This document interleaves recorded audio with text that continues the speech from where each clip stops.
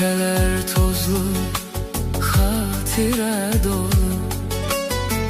Hardadır o köhne, o tanış yolu.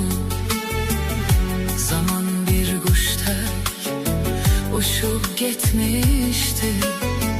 Ömrün payızında bahar bitmişti. Kaş öten günlerim geri döneydi. İçimde yanan bu ateş söneydi. Uşaklık illerim, şirin sözlerim, o uzak yollarda daldı gözlerim.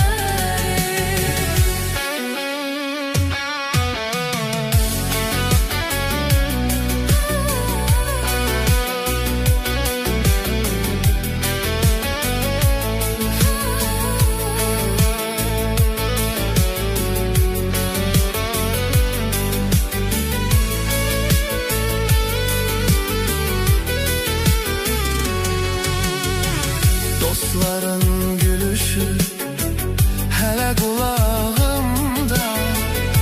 Bir garip keder var indi dodağımda.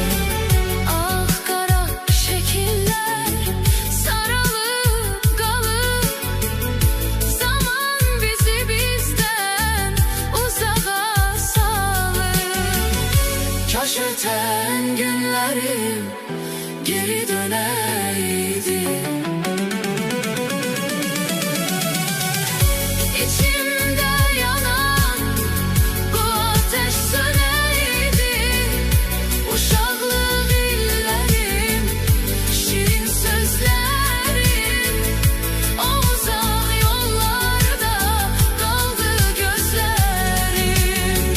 Her geçen saniye, her geçen an beni o illere aparır her yan. Döndürebilseydim saati geri, Vermezdim iten o güzel illeri. Geri dönmez artık öten o günler. Kalbimde yaşayacak o şirin sesinle.